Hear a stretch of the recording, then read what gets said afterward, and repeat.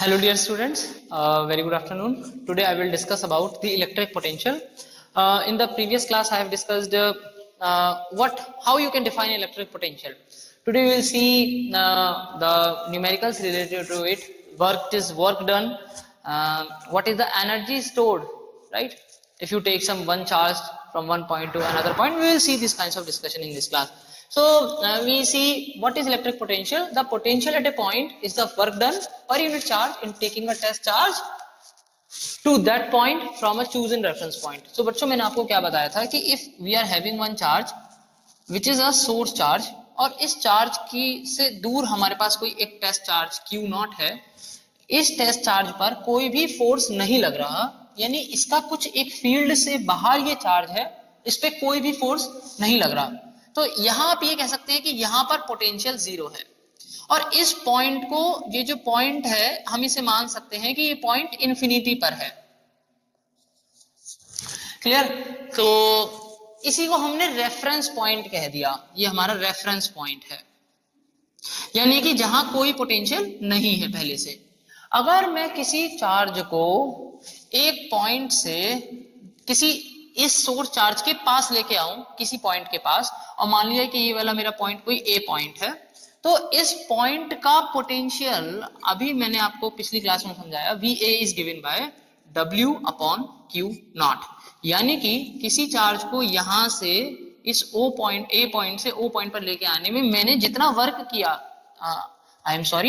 मैंने किसी चार्ज को इंफिनिटी से उठाकर के ए पे लाने में जितना मैंने वर्क डन किया होगा, वो उस पॉइंट का पोटेंशियल कहलाएगा।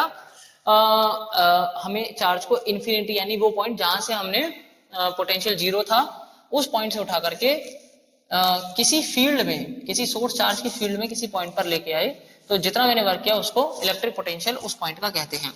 अच्छा, यहाँ पर पोटेंशियल अगर डिफरेंस की बात करें तो पोटेंशियल डिफरेंस क्या है? जैसे मान लीजिए मेरे पास एक कोई चार्ज है, ओ पॉइंट पर रखा हुआ है, और मेरे पास कोई एक पॉइंट है, let's say this point is my, there is one point,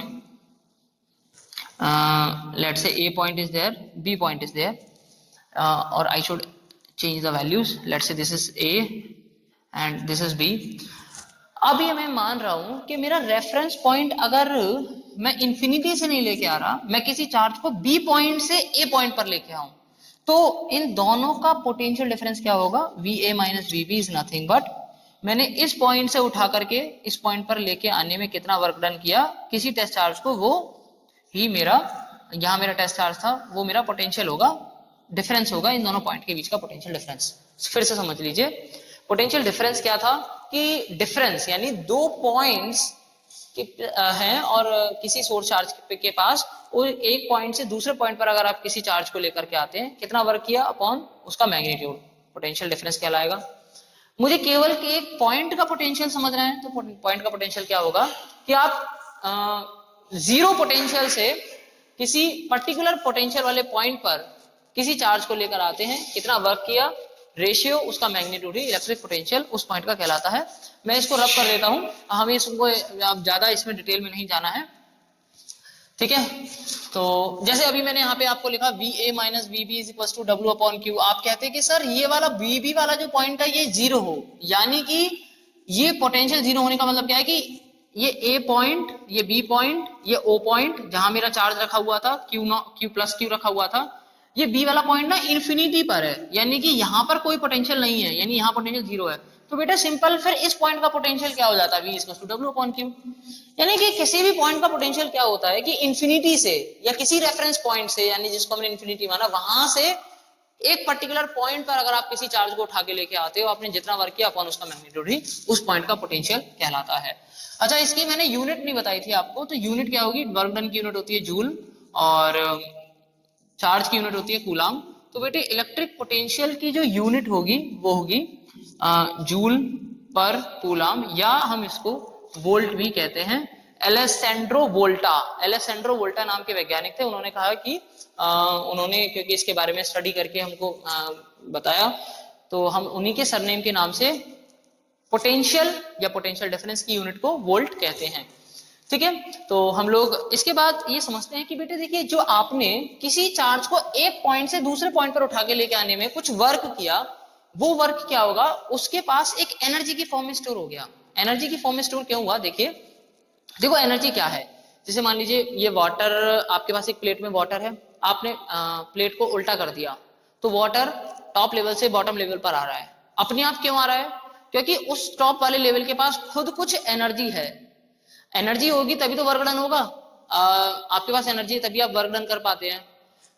अच्छा, एनर्जी कहां से मिली, आपने कुछ वर्क किया उसको, यानी कि देखो फिर मैं दोबारा समझा रहा हूं कि अगर आपके पास कोई प्लेट है उसमें वाटर भरा हुआ है, अपने प्लेट के एक एंड को थोड़ा टिल्ट अप कर दिया, यानी आपने प्लेट पर वर्क किया, प्लेट की एनर्जी बढ़ गई, पोटेंशियल एनर्जी बढ़ गई, पोटेंशियल एनर्जी बढ़ गई तो वाटर ने वर्क किया, राइट। तो इसी तरीके से अगर मैं यहां पर एक छोटा सा वर्ड आपको यहां समझना है, इलेक्ट्रिक पोटेंशियल एनर्जी। एनर्जी पता है क्या है, बस एक छोटा सा वर्ड ये है कि अगर मैं किसी चार्ज को इंफिनिटी से किसी पॉइंट पर लेके आ रहा हूं तो मैंने उस पर वर्क किया है, वो वर्क एनर्जी की फॉर्म में स्टोर होगा और उसी एनर्जी को इलेक्ट्रिक पोटेंशियल एनर्जी कहते हैं। इसको हम यू से रिप्रेजेंट करते हैं, यानी कि ये वर्क ही है।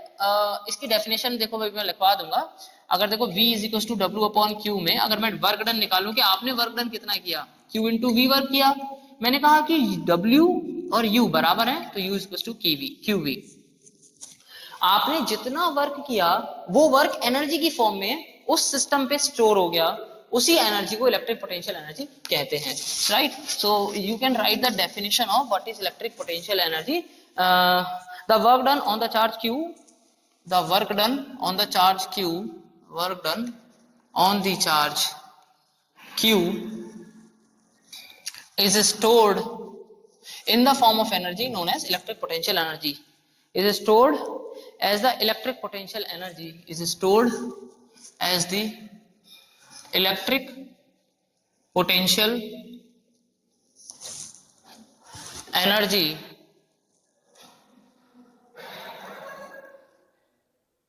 of the group of charges.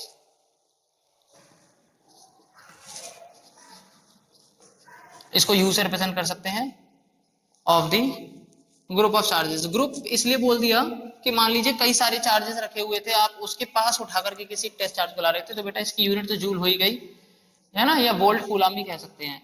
अगर मैं 1 कूलाम या 1 वोल्ट की डेफिनेशन समझाऊं, what is 1 volt, what is 1 volt, तो आप ये समझा सकते हैं कि अगर मैं यहां पर 1 if W is equals to 1 joule, Q equal to 1 coulomb, then V equal to 1 volt, हो जाएगा कि नहीं हो जाएगा ऊपर वाले फॉर्मूले में।